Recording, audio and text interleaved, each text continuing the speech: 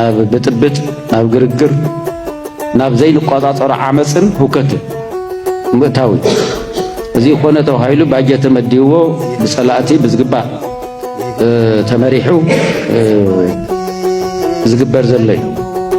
ኣብዚ ዝሳተፉ ዝተፈላለዩ ኣካላት መሳርሒ ኮኑ ዝኽእሉ ተማዓንቶ ዝበልና የምን ስለዚ ፀጥታ ክንሓስብ ከለና ነቲ ናይ ፀጥታ ስራሕትና ክንሰርሕ ኣለና ኢልና ክንሓስብ ከለና ካብቲ ዝመፃናዮ ጉዕዞ ፍልይ ብዝበለ መንገዲ ነቲ ኩነታት ምርዳእ ከድልየና እዩ ማለት እዩ ነቲ ኩነታት ምርዳእ ከድልየና እዩ ክንብል ከለና ኣብዚ ሓለፈ ብዝተፈጢሩ ብዝነበረ ፖለቲካዊ ትርምስ ትኩረት እንታይ ሃውናዮም ዝሓለፍና ዝተፈላለዩ ተግባራት ኣለዉ እዞም ተግባራት እዚኦም ሓደ ዝተፈላለዩ ውዳበ ፈጢሩ ኣብ ውሽጥና ንህውከትን ግርግርን ዝሰርሑ ኣካላት ኣለዉ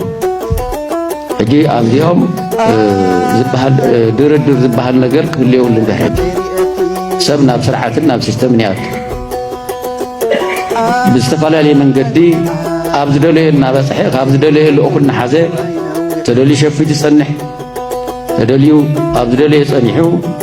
ልኡኹ ሒዙ ዝንቀሳቐስ ሰብ ኣሎ ንፈልጦ ንሪኦ ኣብቲ ማሕበረሰብ ኣብተን ከተማታት ዝነብር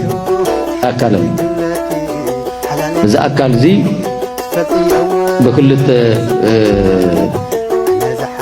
ካራ ክነብር ይኽእል ኣብ ከፍቲ እናበልካ ምንባር ይከኣል እታ ትግራይ ዘለትና ሓንቲ እያ እታ ንነብረላ ትግራይ ሓንቲ እያ ስለዚ ከም ተጋሩን ከም ትግራይን ኮይና ኢና ሓቢርና ክንነብር ንኽእል እምበር ናይ ዝተፈላለዩ ልኡኹን ናሓስካ ተመሊስካ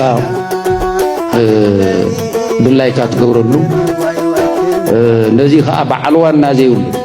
ከምዚ መንግስቲ ዘየላ ዓይነት ናይ ፀጥታ ሓይሊ ዘየላ ዓይነት ሕግን ስርዓትን ዘየለና ዓይነት ዝመስል ምንቅስቓስ እዚ ኩሉ ደው ክብል ክኽእል ኣለዎ ከይዱ እዚ ጉዳይ እዚ ዘይምዕራዩ ነቲ ማሕበረሰብ እዩ ዝጎድእ ዘሎ ነቲ ስርዓትና እዩ ዝጎድእ ዘሎ ነቲ ኢኮኖሚና እዩ ዝጎድእ ዘሎ ነቲ ፖለቲካና እዩ ዝጎድእ ዘሎ ነቲ ማሕበረሰብ ብድምሩ እዩ ናብ ስግኣትን ሓደጋን ዘእትዎ ዘሎ ስለዚ ሕጂ ንሪኦ ዘለና ናይ ጥምር ኮሚቴ ስራሕቲ መበገሲ እንገብሮ ተብ ትግራይ ዘሎ ጭብጥ ወድዓዊ ኩነታት እዩ ማለት እዩ ተብ ትግራይ ዘሎ ጭብጥ ወድዓዊ ኩነታት ከዓ እቶም ዝበልክዎም ነገራት እዮም ፓርቲ ኢሉ ግን ደሞ ተደልዩ ሰራዊት የዝምት ተደልዩ ጉጅለ ኣብ ውሽጢ ውዳበታት ፈጢሩ ንኣድማ ንሰልፊ ንዓመፅ የላዓዕል ከምዚ ዓይነት ነገራት ኣለዉ እና እቲ ናይ ጥምር ኮሚቴ ስራሕቲ እዚኦም ነገራት እዚኦም መበገሲ ክንገብር ክንከል ኣለና ኣብ ከባቢና ብዝተፈላለየ መንገዲ ፀላኢ ዝውድቦም ኣካላት ኣለዉ እዚኦም ኣብ ውሽጢ ውዳበ ፈጢሮም ኣብ ደገ ከዓ ዕጥቂ ሒዞም ኣብ ውሽጢ ከዓ ዝተሓብአ ዕጥቂ ተጠቒሞም እቲ ማሕበረሰብ ንምህዋኽ ዝገበርዎ ምንቅስቓስ እዚ ከም ዞባ ድኩዕ ዝኾኑ ምኽንያታት ፖለቲካ ንክፍትሑ ዝግባኦም ፖለቲካ ዘይፍትሑ ብዝተወደበን ስሩዕ ምሕደራዊ ስርዓት ጌርካ ኣብቲ ማሕበረሰብ ዘለዉ ሽግራት ክፍትሑ ዝግባኦም ነገራት ብምፍታሕ ኩሎም ስራሕቲ ናብ ንቡር ብምምላስ ማለት ናይ ልምዓት ስራሕቲ ይኹን ካልእ ስራሕቲ ናብ ንቡር ብምምላስ እቶም ንፀጥታ ምኽንያት ዝኾኑ ክፍተታት ኩሎም መልክዕና ትሕዘሉ ኩነታት ክፍጠር ክኽእል ኣለዎ ማለት እዩ ስለዚ እቲ ሕጂ ኣብ ትግራይ ተስፋ ሲኢልካ ክዕረ ይኽእልን ክፍታሕ ይኽእልን እቲ ፀጥታዊ ኩነታት ካብ ንቋፀሮ ንላዕሊ እዩ ስለዚ እዚ ተጠቒምካ ከዓ ናይቲ ማሕበረሰብ ምትሕብባርን ናይቲ ማሕበረሰብ ተሳትፎን ከይህሉ ጌርካ ድላይካ እናገበርካ بناي سب نبرتن بناي سب حفتن كتقمن كتبلصقن فاوز حلفها ناي سب هيوت ناطفها نسخاتن دلايكات نور لخنتات نزي عدل زي تግራይ بفصم كتبلو يبلا ስለዚህ አብዘዋና አብዘዋዶ ማእኸል ጌርና ዝቅድ ዚ ነው ተኸለና ከም ዘዋተን ዝበልናየን ምስ ዓፋር ይዋሰኒ ምስ አምሓራ ይዋሰኒ በቀረባ ኸ ምስ ናይ ፌደራል ዝተፈላለዩ ናይ ጸጥታ አካላት ዝዋሰንን ዝራኸብን እዩ እዚ መበገስ ገይሮም ዝተፈላለዩ መንገዲ ናብ ናይ ጸላይ ደጀን ዝኸዱ ወገናትና ውነለው እዞም ወገናትና ፖለቲካው ዝኾነ መንገዲ ክምለስ ሁሉ ፖለቲካው ስራሕ ሰሪሕካ ክምለስ ግቦ ካብዚ ሓሊፎም አሻፈረ ኢሎም ናይ ትግራይ ጸጥታን ናይ ትግራይ ህይወትን ተዘይባላሸና ዝብሉኻ ናብ እርምጃ ተሰጋጊርና እርምጃ መውሰድና ዝተርፈ ይኮን ስለዚህ እዚ መበገስ ጌርና ናይ ዞባ ጸጥታ ሁነታት ታይ ዝመስል ከመይና ክንሰርሖ ዝግበአና ዝብል ነገር ክንርኢ ሕፅረብልና ማለት እዩ ትንዶም ማዓንቲ ንሪኦ ዘለና ሰፊሕ ገምጋም ካብ መሬት ተቐቢልካ ነዚ ገምጋም እዚ መበገስ ጌርካ ዘይከውን ይኽእል እዩ ሓፂር ግዜ ስለ ዝኾነ ግን ባዕሉ ንግምግመሉ ግዜ ቅሚጥና ኣብ ዝመቸዎ ግዜ ክንግምግሞ ዝግባእ እዩ ዝኸውን ስለዚ እቲ ሕጂ ንጅምሮ ዘለና ናይ ጸጥታ ስራሕቲ ሓደ ዓብዪ መደብ ክልላዊ መደብ ምዃኑ ክንርዳእ ደልየ እቲ ጸጥታዊ ስራሕቲ ክስርሑ ኣይከኣሉን ይልቅስ በብደረጅኡ ዝነበረ መራርሓ እቲ ጸጥታዊ ኩነታት ክርበሽን ክህወኽን እሱ ተጠቒምካ ደሞ ዝተፈላለዩ ድልየታትካ ንምምላእ ዘኽእለካ ኩነታት ምፍጣር እዩ ነይሩ እዚ ኣብ ዞባ ደቡብ ጥራሕ ዘይኮነስ ኣብ ጠቕላላ ኩለን ዞባታት ትግራይ ዝነበረ ሽግር እዩ ስለዚ ኣብቲ ግዜ ዝተፈጠሩ ዝተፈራረሱ ጸጥታዊ ስራሕቲ ኣብቲ ግዜ እዚ ተፈራረሱ ዝተፈላለዩ ዝተቐናጀወ ናይ ጸጥታ ስራሕቲ ብዝግባእ ንኸይፍጸሙ ምኽንያት ኮይኑ እዩ ስለዚ እተን ኣብዛ ግዜ እዚኣ ክንሰርሐን ዝግበአና ዓበይቲ ስራሕቲ ከዓ እቲ ሓንቲን ዋናን ዝተረጋግዐ ጸጥታዊ ኩነታት ምፍጣር እዩ ኣብቲ ዞባ ይኹን ኣብቲ ክልል ማለት እዩ ስለዚ ከም ክልል بعويو أب تغلى الله زمنا تسفى مقراصن أب تغلى الله سجات تأتوه أبدزنا يسأستاوي شجرات زملكتي تومنا يسأستاوي شجرات بهم يملك يقولوا كلاتنا نفلتمي بستفعل عليه من قدي أب تقرأي هنا في الزوا استراجع جالس تاو هنتات كيهلو زجبر هنتات ناتفت أرمزي سلازي حجزي خم كلل نولدلنا ياو هذا عد سلازلنا صحتي كم كلل حد عبي كنت تحيز له تنايت أمر كوميتي سرحات متنخال تنايت أمر كوميتي سرحاتي بستقنا جون بستودن من قدي تلموتيو زصح عمشتات نذكرو نافرح آتيو ناي سرح وصيتو ناجمجمه نايتي ناي سرح وصيت بدك ما يكون تنكر جون ونافله ناوك ما حشز جبا من ما حيشه طال الله بتقرأي تفتير زلوا تستاو حكت وزي مرجع نابنور مبلاش حد عبي مدب نايتي كلل زي بتقرأي درجة استقامة بهراو كوميتي له وانا سرحو نايتي بهراو كوميتي ونزي نتناي تقرأي نايت ستا حيلنا ستا بيرون وانا سرحو زي حدا زي تناي من الشابيرون وانا سرحو حدا زي بوليسون وانا سرحو زي بدمر خاتم المحدار كمان نسرح غيره لازم نايس أكلات زيهم أتأميرو تبتكراي زلوا زي ترجع نايس تسرحتن زي توهاد نايس تسرحتن بزي مغنيات كافزونا تفتير زلوا كتن شجرن أفزونا تفتير زلوا سجات أو كلهم ناي تفلاليو ناي المعتم كساساتنا يكون ناي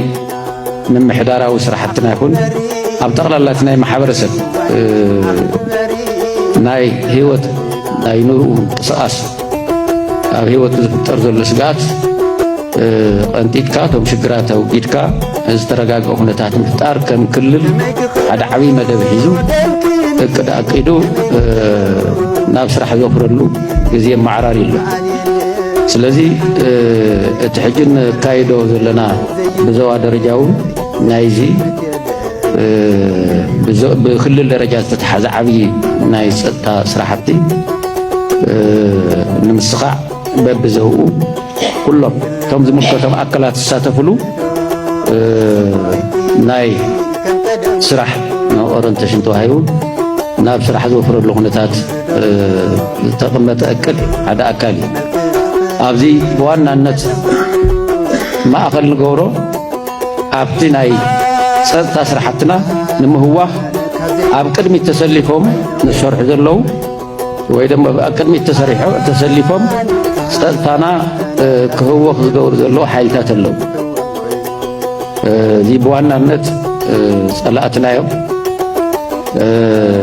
زوم صلاتنا زوا فروم تمولتي حيلتاتك اللو اليوم كافتم كافت فلالي خبابي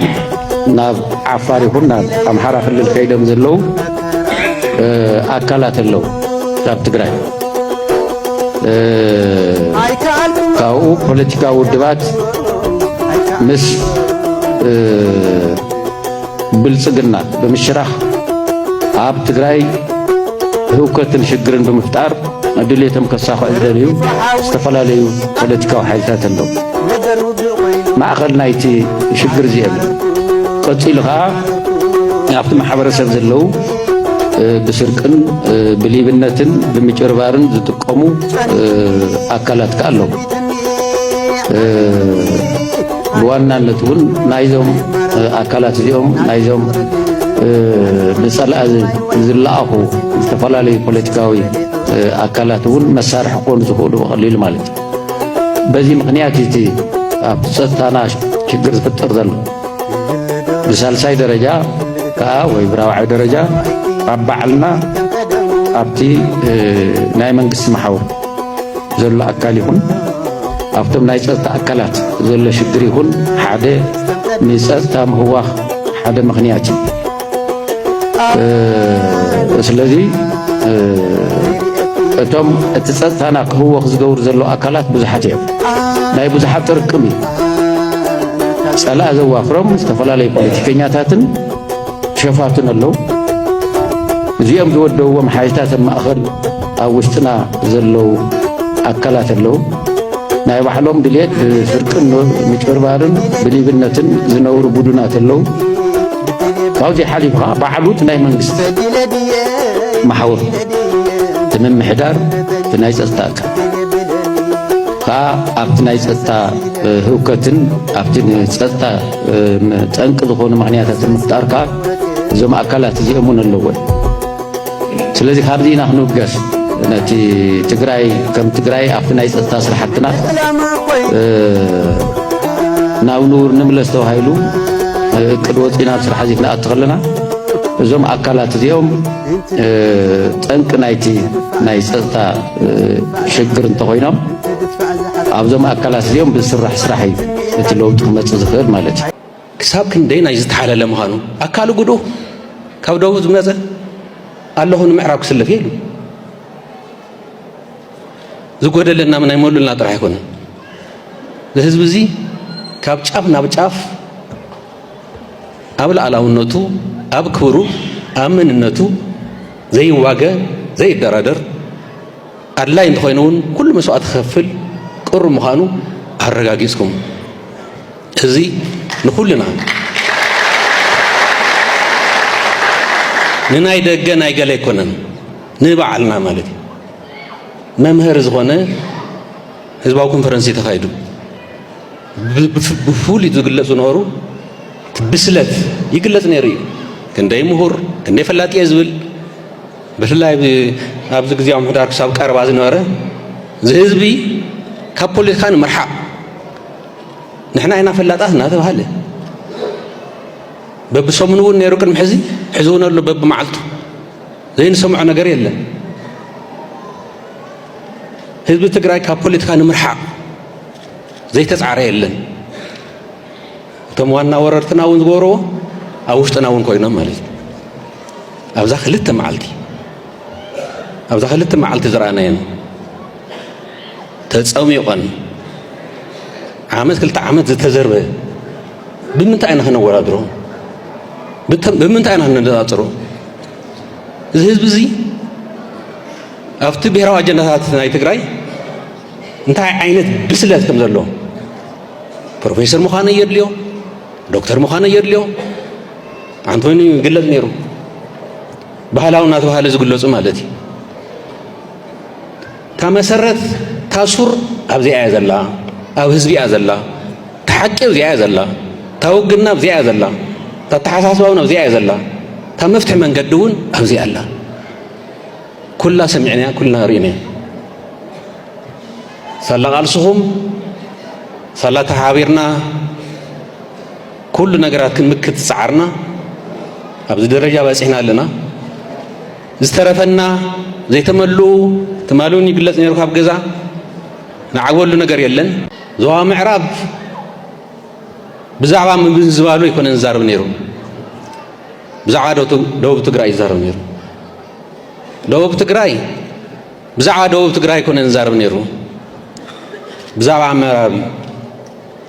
ተህዝቢ ክሳብ ክንደይናይ ዝተሓላለ ምዃኑ እዞም ብክዳዓት ንግለጾም ብኻሊእ መንገዲ ንግለጾም ክንደይ ክዘርጉ እናፈተኑ ዘይሰርሕዎ ስራሕ የለን እዛ ትግራይ ብኻበብ ክትብተን ናብቲ ናይ ቀደም ናይ መሳፍንቲ ሕድሕድ ኩናት ንምስጋር ዘይተፈንቀለ እምኒ የለን ብሚድያ ድዩ ከምቲ ዝበልኩም እዩ ኣብ ውሽጢ ትግራይ ይሃሉ ኣብ ደገ ይሃሉ ኣብ ጅቦ ይሓዙት ሚድያ እንታይ ዘይተሰርሐ ኣሎ ህዝቢ ግን ንሪኦ ኣለና ማለት ክሳብ ክንደይ ናይ ዝተሓለለ ምዃኑ ኣካል ጉዱ ካብ ደቡብ ዝመፀ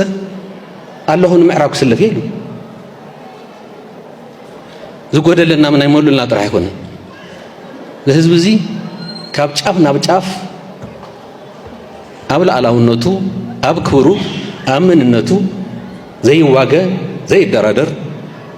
ኣድላይ እንተኾይኑ እውን ኩሉ መስዋዕት ክኸፍል ቅሩ ምዃኑ ኣረጋጊጽኩም እዚ ንኹልና ንናይ ደገ ናይ ገለ ኣይኮነን ንባዕልና ማለት እዩ መምህር ዝኾነ ህዝባዊ ኮንፈረንስ ተኻይዱ ብፍሉይ ዝግለጹ ነበሩ ብስለት ይግለጽ ነይሩ እዩ ክንደይ ምሁር ክንደይ ፈላጢ እየ ዝብል ብፍላይ ኣብዚ ግዚያዊ ምሕዳር ክሳብ ቀረባ ዝነበረ ዝህዝቢ ካብ ፖለቲካ ንምርሓቕ ንሕና ኢና ፈላጣት እናተባሃለ በብሰሙን እውን ነይሩ ቅድሚ ሕዚ ሕዝውን ኣሎ በብመዓልቱ ዘይንሰምዖ ነገር የለን ህዝቢ ትግራይ ካብ ፖለቲካ ንምርሓቕ ዘይተጻዕረ የለን እቶም ዋና ወረርትና እውን ዝገብርዎ ኣብ ውሽጥና እውን ኮይኖም ማለት እዩ ኣብዛ ክልተ መዓልቲ ዝረኣናየን ተጸሚቖን ዓመት ክልተ ዓመት ዝተዘርበ ብምንታይ ኢና ክነወዳድሮ ብምንታይ ኢና ክነነጻጽሮ እዚ ህዝቢ እዚ ኣብቲ ብሔራዊ ኣጀንዳታት ናይ ትግራይ እንታይ ዓይነት ብስለት ከም ዘለዎ ፕሮፌሰር ምዃነ የድልዮ ዶክተር ምዃነ የድልዮ አንቶኒ ግለጽ ነይሩ